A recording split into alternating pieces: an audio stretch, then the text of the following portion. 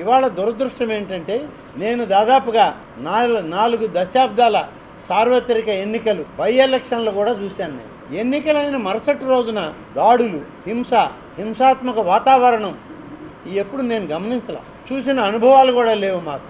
దారుణమైనటువంటి పరిస్థితులు. ఇవాళ ఓటు వేయలేదని చెప్పి మహిళలను కూడా కొట్టినట్టు పరిస్థితి, ఏజెంట్లుగా కూర్చున్నారని బిడ్డల్ని హింసించినటువంటి పరిస్థితి. ఇవాళ ఒక్కొక్క దారుణం వింటుంటే, మీడియాలో చూస్తూ ఉంటే, ఇంతటి నీచమైన సంస్కృతి ఇవాళ ఉన్నటువంటి అధికార వైసీపీ పార్టీ, జగన్మోహన్ రెడ్డి రాజకీయం, ఆయన పరిణితి ఇంతేనా అని కూడా ఇవాళ ఆలోచించాల్సిన పరిస్థితి. రాజకీయంగా నేనేదో ఉన్నతమైనటువంటి విధానాలు అవలంబిస్తున్నానని చెప్పిన ఆయన ఇంత దిగదారుడు రాజకీయం చేస్తున్నాడనేది ఇవాళ బహిర్గతం అవుతుంటే సిగ్గుతో తల వంచుకోవాల్సి వస్తుంది. రాజకీయాల్లో అనేక దశాబ్దాల రాజకీయాలు చూసాం, కానీ ఏజెంట్ని ఖాళీ బూత్లో నుంచి వెళ్ళిపో అనడానికి ఇంట్లో ఉన్న బిడ్డల్ని హింసించినటువంటి పరిస్థితి. బయట వాతావరణంలో బయట ఉన్నటువంటి ఈ ఏజెంట్ల యొక్క భర్తలో భార్యలో బయట ఉంటే వాళ్ళని నానా బూతులు తిట్టి వాళ్ళని మానసికంగా మీరు బయటికి వెళ్తారా లేకుంటే మీ కుటుంబ సభ్యుల మీద దాడులు చేయమంటారా అనేటువంటి వాతావరణం. కొన్ని దగ్గరలో వాళ్ళని హింసించారు, కొట్టారు,